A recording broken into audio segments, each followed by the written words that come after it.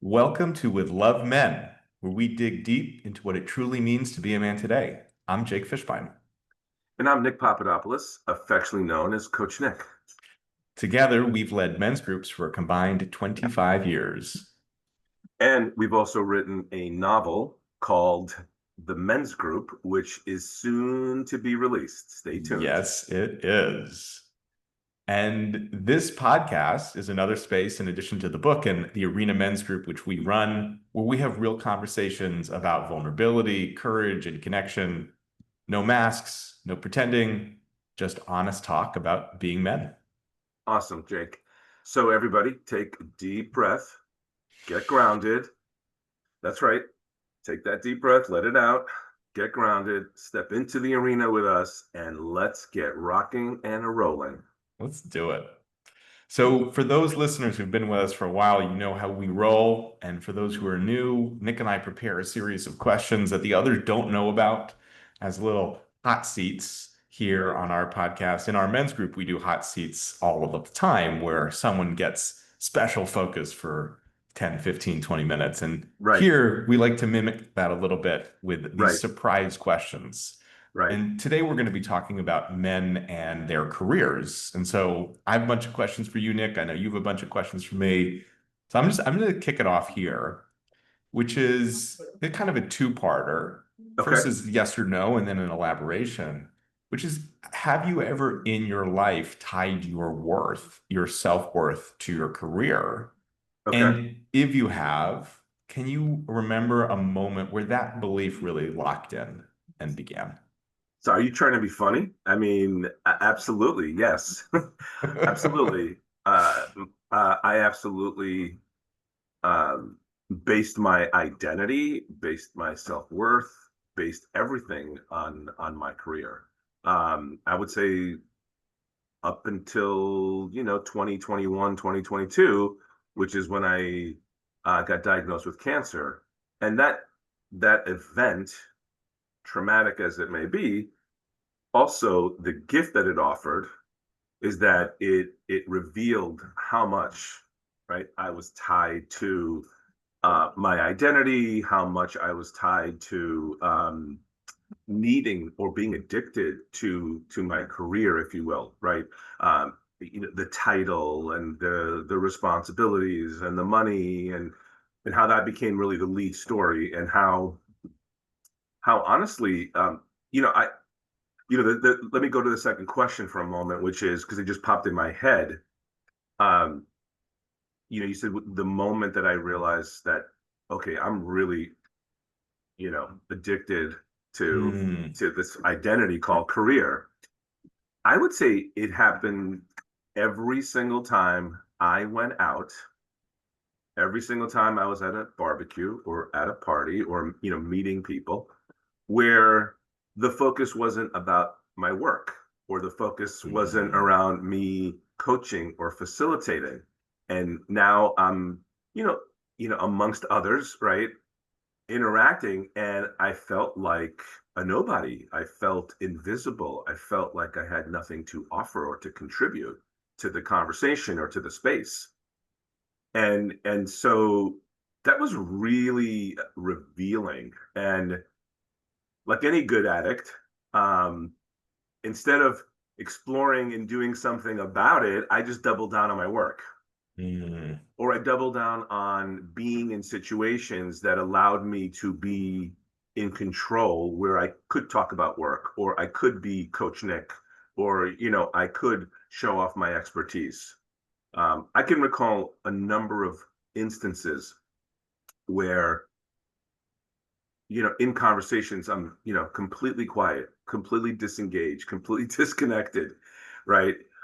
Completely invisible in the background. And then all of a sudden, someone might ask something or say something around, hey, Nick has a men's group or he's been doing men's work. And then someone, usually that piques someone's curiosity, right? And all of a sudden, there I am, fired up and, you know, all in, right? And so I would say it's every single time I was in a social Hmm. setting and we weren't talking about the work I do or being in control.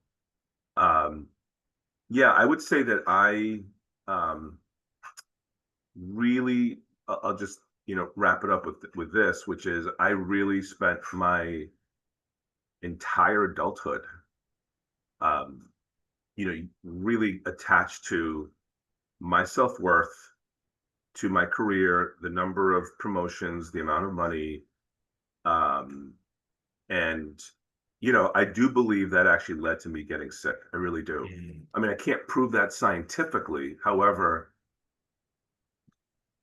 when I believe that if you're wrapping up all of that stuff, right, the identity, the self-worth, the value you are, the contribution that you are, to work, uh, I just think it's a recipe for disaster long term. So yeah, it's been a journey, and cancer did disrupt that conversation, Mm. because I've described to you, when I got cancer, there's a couple of things that happened. One is the cancer caused some breaks in my back, so I had to have back surgery that was pretty debilitating, right? Where I had to stay home. I couldn't put my socks on, put my shoes on. I couldn't carry more than 5 pounds, right? Like a carton of a gallon of milk. I had to take a leave of absence from work. Um, the professional work I do around leading leadership programs and all that. I wasn't facilitating the men's group. I took a leave of absence from there. So there I am in the middle of the day, day after day, uh, not being able to do anything. I mean, literally physically, right? Aside for sleeping, slept a lot. And that's when I realized, wow, how much I'm addicted to my career and the identity that I get from it Mm. and all the juice that I get from it. So, Where did you, I'm going to ask a follow-up. Where did you find your identity in losing it in connection to your career? well, that's super easy, through my people, my friends, my support system. I remember that first month after being diagnosed, the amount of love, the amount of gifts that were sent my way, the attention I got. There was a number of people. We in the men's group, if you recall, we called it Nick sitting. Because my partner, Anissa, was, had to go to work, or she was traveling, or whatever the case may be. And so guys in the men's group would take turns, right? Spending time with me and making sure that I was okay, because I really needed care. I would say it was in that first month, and moving forward, I realized that I'm the richest man in town, right? As the movie It's a Wonderful Life goes, I realized that my people,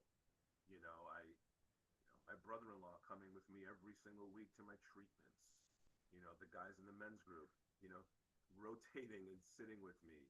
Um, you know, I had friends making dinners, my favorite meals, because again, my partner was also overwhelmed and needing support, right? I would say that was in that moment I realized that, uh, my my value, my worth, my contribution, my place is with my people. Mm. My son asked me last night.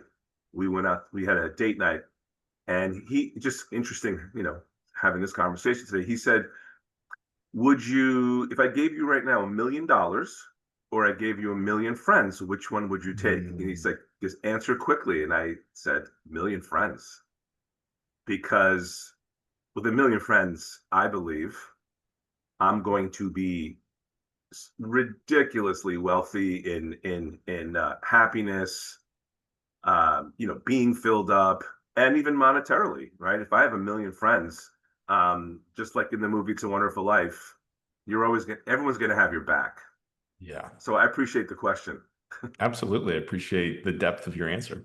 Yeah, thank you. So let me ask you this, because the question I had was around identity as well, right? So my question, in some ways, I've started to answer. The question is, what is the danger for a man Mm, specifically to attach all their identity, right? When you think about how, the arc goes, right? You work for a number of years, and then at some point you may decide to wind it down. You may decide to sell off your business. You may decide to retire. You may decide to go into consulting, whatever the case may be, or you may decide to just, cut it off completely. What what is the danger mm. of attaching all of your identity to your career, um, and all things related to that? It's a great question. And I'm going to answer it in, it could be a roundabout way. I don't know yet as I answer it, that the career is external to oneself. And anytime I make my identity about something that's outside of myself, I'm letting go of agency, Right, especially for people who work for organizations who, I mean, I work for myself, so it's a little different. But my dad would always say, he says, work for yourself. Because if you work for a company, you can show up one morning and get the pink slip with no right, notice. And I have a client, I mean, she happens to be a woman, but it's similar. She works for a very large tech company and has given her career 15 years to this tech company, everything to this company, right, absolutely loves it.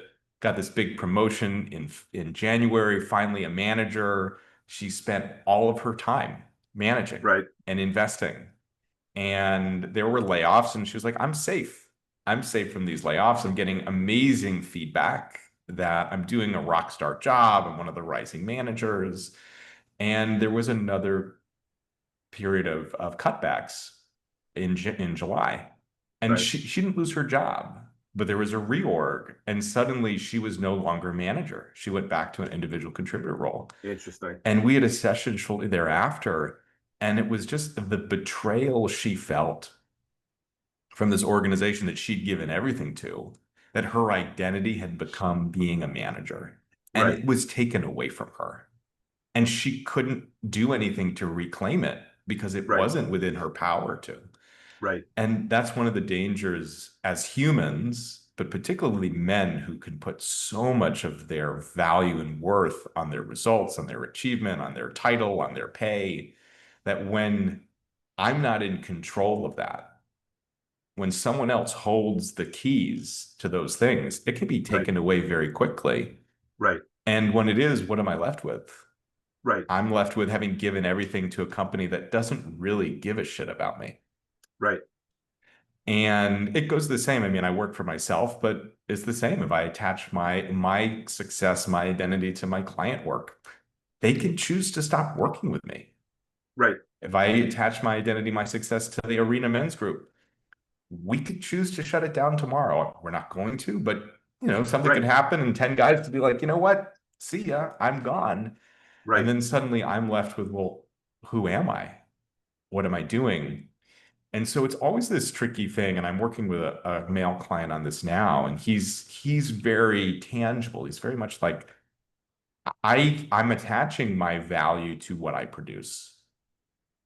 And there's value in that. I think we all attach our value. I certainly do to the things I create, the book, the podcast, the group, my work, my relationships. Right, And at the same time, how can I have my identity be rooted in who I am and how I show up in the world versus my results? right, And you've heard me say this many times that I always want to measure my success or my value on, did I make choices that are aligned with my values? Did I make yes, choices that I can be proud of, yes, regardless of the outcome? yes, Because the outcome is just not guaranteed. And I yes, can make all of the right choices. I can do all the right business things. I can do everything right in my relationship with my friends. And there's no guarantee that any of that works out because other people are involved, other people with agency and choice and their own identity. All I can control is how I choose to be. right, And that creates my results. So my results matter. right, And I'm left with, at the end of the day, did I make a choice? Did I show up in the way I wanted to, that I can be proud of?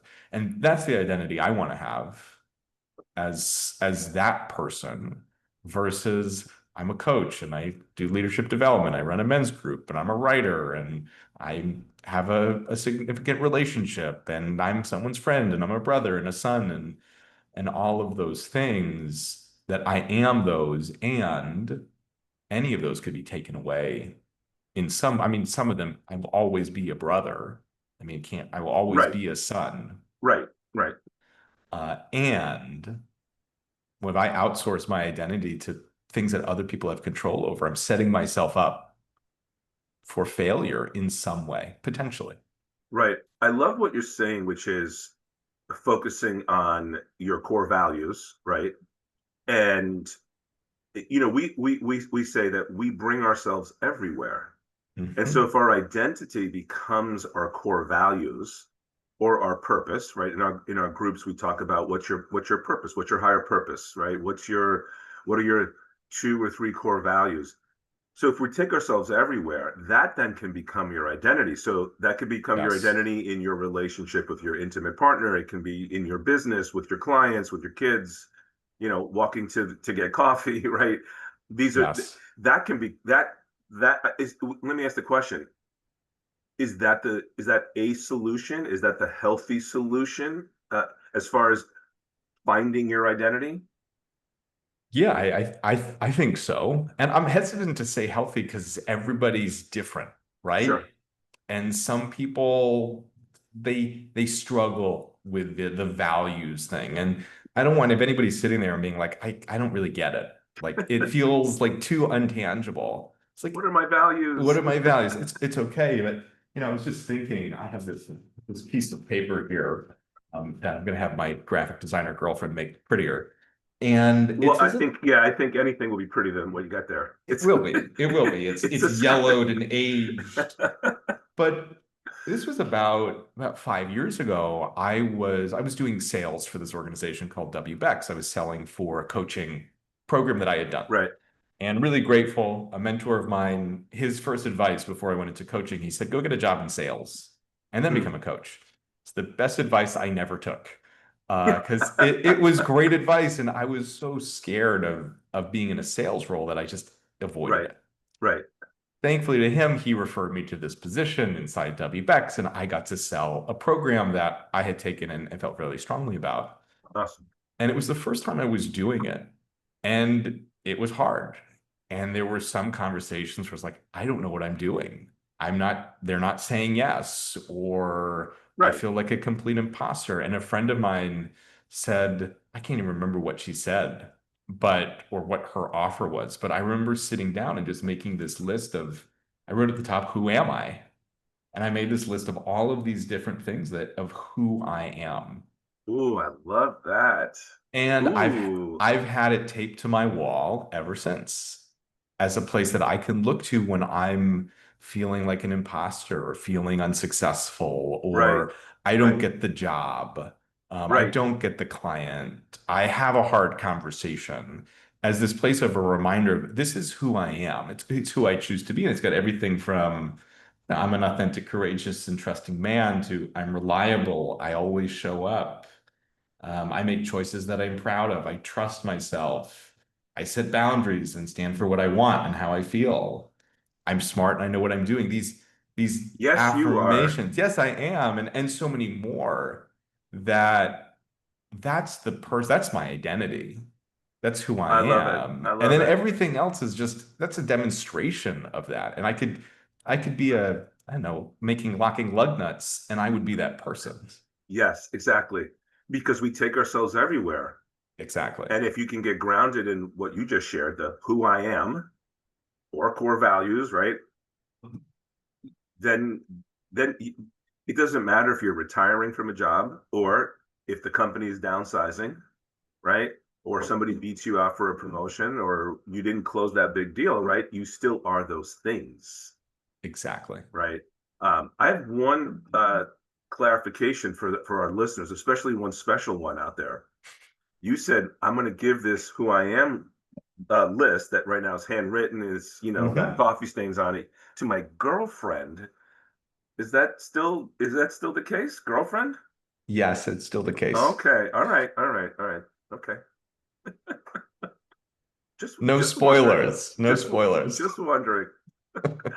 She's an amazing graphic designer, and she is going to. I mean, part of me wants to hold on to this coffee stained, handwritten piece of paper. Maybe you should, dude. Yeah, Maybe, yeah, because I even see the smiling, like you're like lit up, I know. holding it, reading it, and you said it best a few minutes ago. You said everybody's different.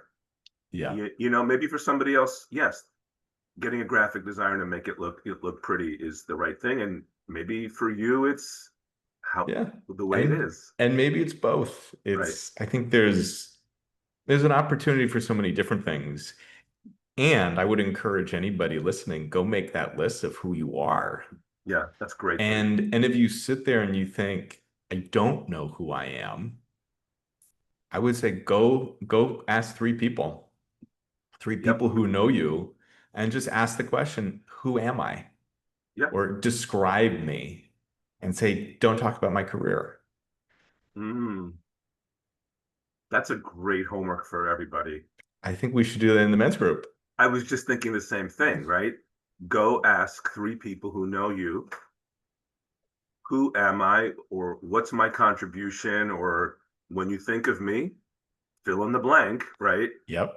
Minus the career. Yes. Ooh, All right. goodies, Noted. goodies, good Goodies. goodies. Goodies. Yes, yes.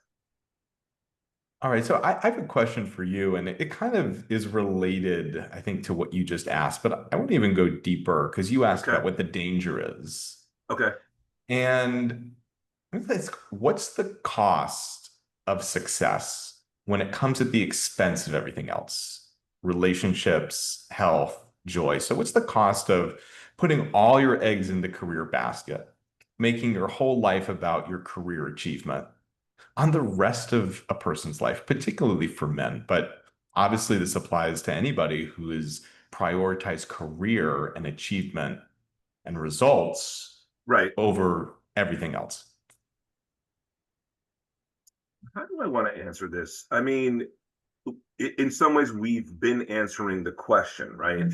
Yes. Um, I this is how I'll answer it, which is part of our relationship, especially a man's relationship to his career, I would say is based on their come from, right? Because if I'm in a career or if my career provides me um, opportunities to create meaningful relationships, if it Hmm. provides me opportunities to learn, like really learn, right? To really stretch myself, right? To go do things, right?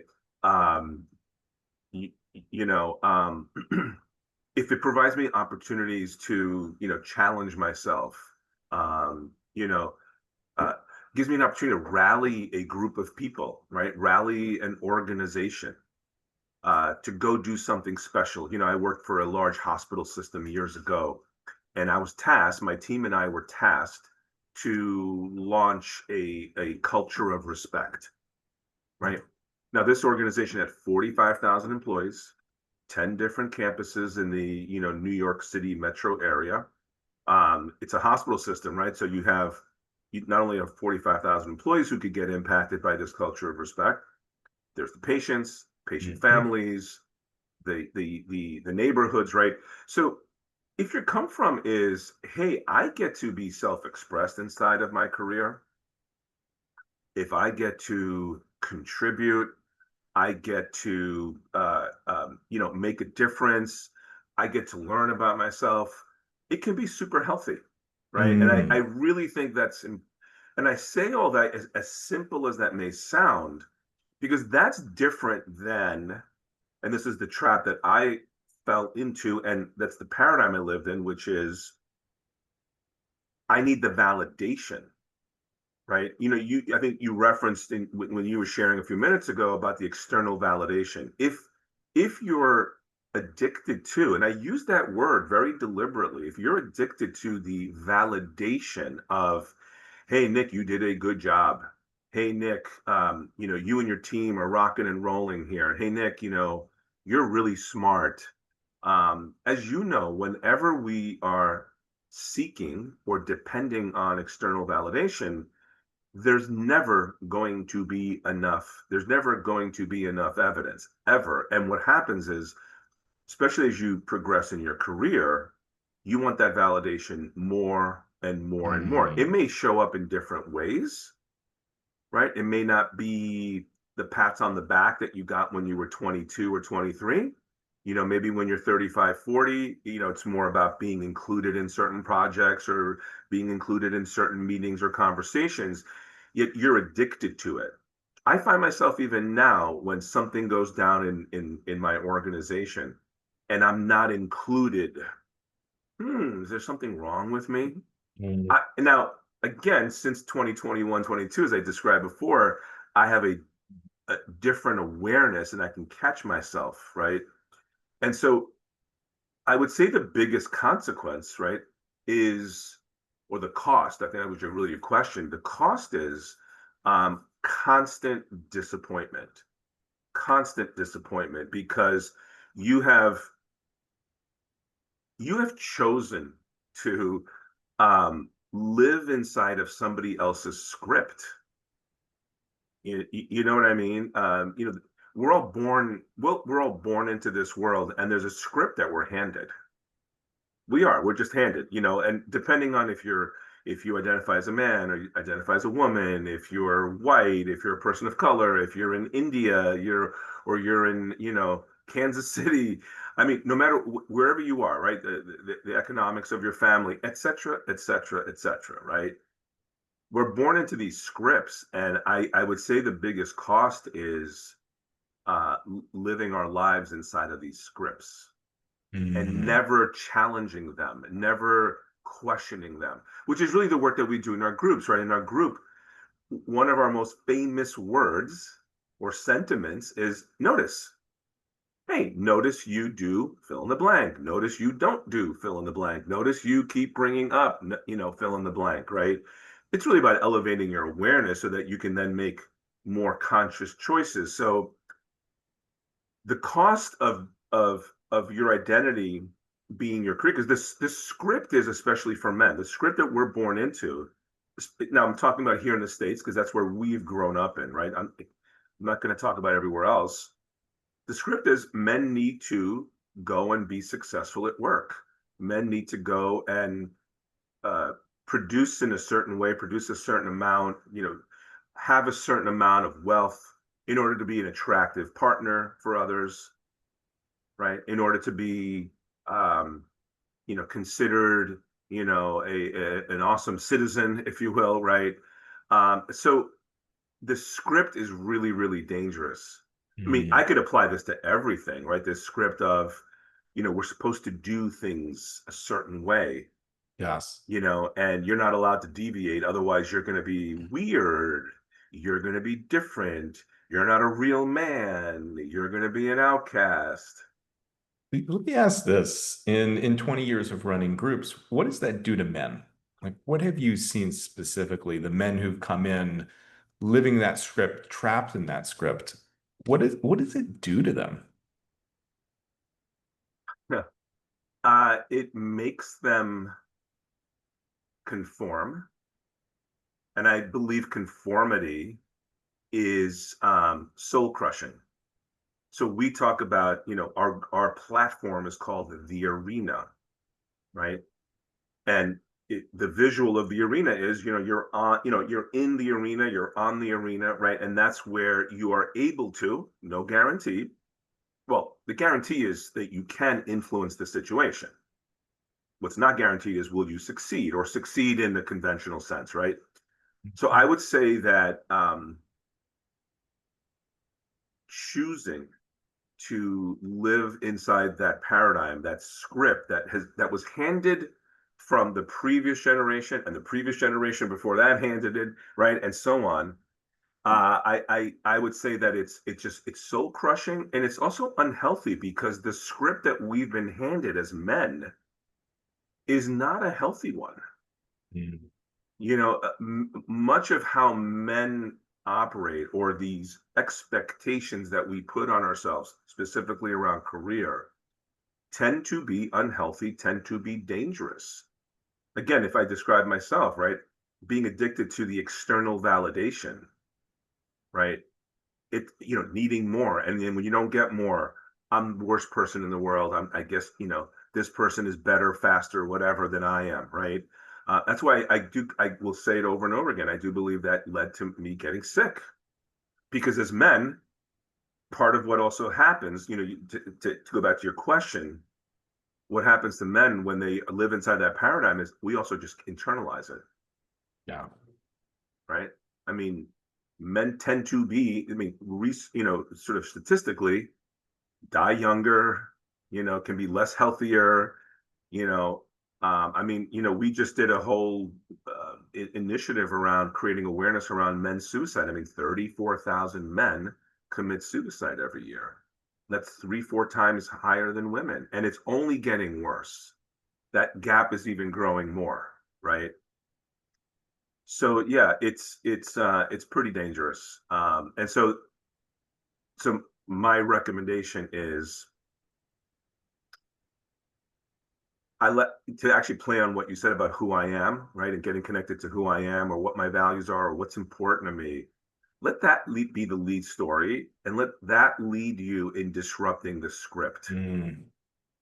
You know, I'm okay at this point in my life if somebody says you're weird or you're different. Uh, cool, got it, no problem. Then I feel like I'm doing something right. Yeah. I feel like I'm now living, or I'm closer to my truth, if you will. Yeah. So you mentioned results. Are you, are men their results? Yes and no. Okay, And say more, for please. for our listeners, and Nick, you know this well, I'm like the king of nuance in that everything is, we talk about it all the time. It's not black and white, it's not a one or a zero, it's so gray. And humans, men, we are our results because our results, I mean, literally that's what we live every day. Right, I leave my house at a certain time if I make the train or not. That's a result. right. Every experience is a result of my choices. And so that's why men are the results, just like everybody is. And at the same time, people are not their results. That Say more about that. this list of, who I am, those are characteristics, those are ways of showing up in the world. Those are not based on results. As I said, how do I be proud of my choices regardless of the results? Because the results just aren't guaranteed. And I remember in high school and college, and I'm thinking about this now. I went to a really rigorous high school, really rigorous college. Right, Results obviously were very important to get good grades, to get into a good school, to get a good job, even though nobody in the professional world really gives a shit about your GPA. But inside the academic system, but the script says it does. the script says it does. And I remember I would take, in college particularly, we take classes that were known for being GPA boosters, classes where they were easy. Right. So easy to get an A. And every time I took a GPA booster, I got my worst grade in those classes. And part of it was because the way I would approach, particularly the writing papers, is it was about the process. And these professors in the GPA boosters, they wanted something very specific and simple because they didn't want to do the work to Right, read. It was an easy class. That was the point.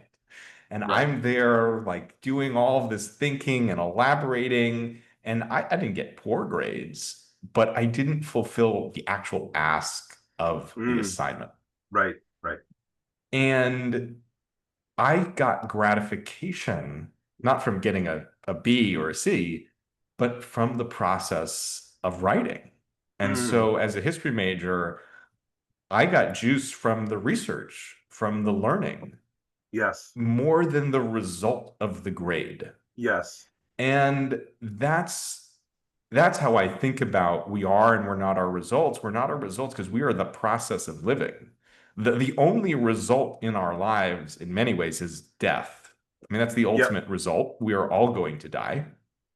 We are all on a journey towards death, and that journey is the process. We always talk about the Ithaca poem in the Yep. arena. Ithaca is this poem by this Greek poet C.P. Cavafy, and it's about the Odyssey, which is my favorite book, and it's about, I mean, the old cliche of the journey matters more than the destination, but it's so much richer than that. It's the process of learning and the Right. process of being on that path, that we have micro results throughout our life that can seem really big. And in college, those were the grades. Ultimately, my grades in college did not matter. Right. What mattered was what I learned along the way in Yep. class and relationships. And I think that's the same in our life, that we can put a disproportionate amount of emphasis on our results when most of the time the result is so fleeting. It has very little significance to who we are, Right. but how we showed up, how we were in the process, what we learned, what came out of the experience, that's what gives us life.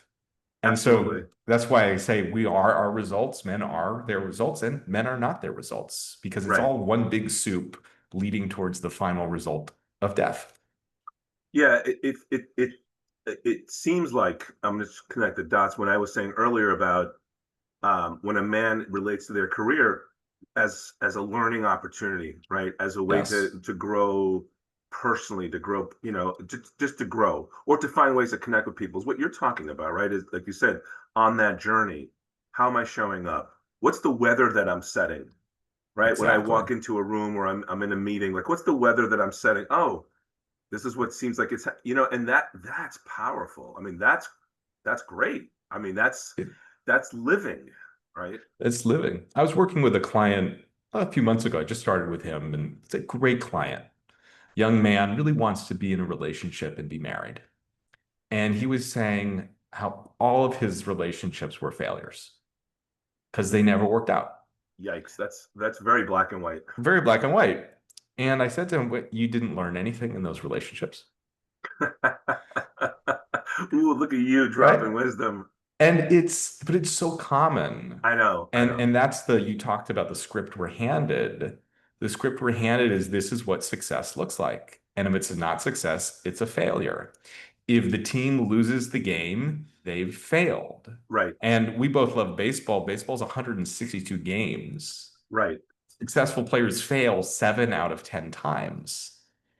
And so no team, Say that one more time. successful players fail 7 out of 10 times, but those 7 failures are the keys to the successes. In order And to have those other three instances be successful. in order to have the other three, you have to look at what went well, what didn't go well, what did I learn? How did I swing at this pitch? What's my pitch recognition?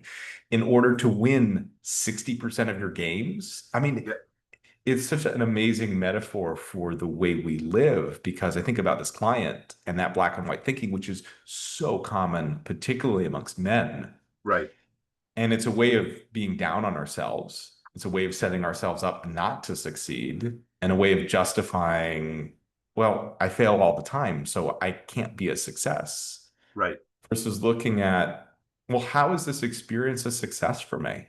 Because there is success, there is learning inside every experience.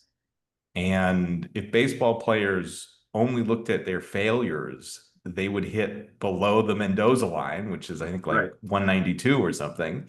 right. Like they would fail if they only looked at their failures as a failing Mm, versus their failures as part of the process to success. yes. Awesome. So we're just How are we at the end of our episode already? What happened? you have a hard stop in 10 minutes, which is how we got there. But I will ask one final question. Just what what's your parting shot for our listeners, the men, the women who are listening, who, what's your parting shot about career and men, or career and identities, which has really been the focal point of our conversation today?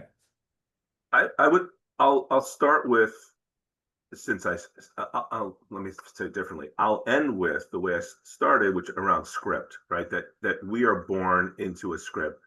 And when we're born into that script, right, into the families, etc., we have no choice in that moment. I mean, literally, we're babies. Literally, we're dependent on other people, right?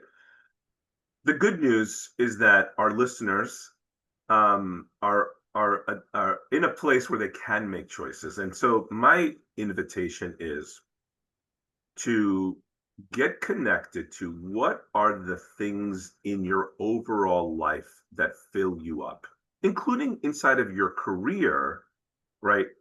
Separate from the promotions and the validations and the pats on the back and all that, which is great to get. And I believe a healthy person can have a whole lot more of it. Just like when my son asked me, if I gave you a million, you can either take $1 million right now or a million friends. Which one would you take? And I would say take the million friends, right? Because I still want to make money, and I really do believe with a million friends, especially friends who care and who I'm aligned with. How could I not make money, right? So to go back to your question and my parting shot is to really become aware of how much and where are you living inside of the script. And I'm going to just make an assumption that you are swimming inside of it and you don't know what you don't know. And my invitation is to be courageous to challenge that. And by challenging it, get connected to what fills you up in your life, right? Is it reading? Is it fishing? Is it working on your car? Is it traveling to, new places, et cetera, right? Even at work, what fills you up the most? Is it learning a new skill, or is it coaching someone, mentoring someone, whatever it may be? Get connected to those things, because all those things you can take anywhere. If you're into mentoring, you can mentor till you're 100 years old. There's always an opportunity to mentor and to teach, right?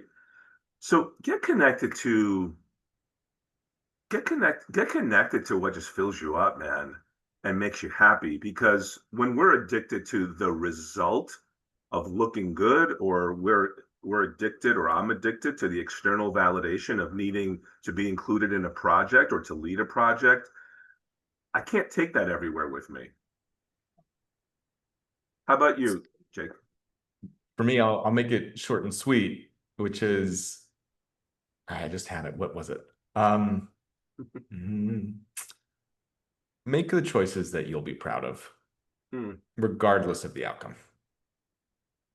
And that's, I think, if a person love makes that. choices that they're proud of, that are aligned with who they want to be and how they want to leave the world, it doesn't matter what the outcome is, because that is a success. Yeah, I love And that. that's what I leave you with in your career, in your home life, with your friends, with your family. Just make choices that you can be proud of. I love it. Love it. This was fun as This always. was, as always, we'll be back soon with another great topic. Thank you for listening, and with love, men. With love, men.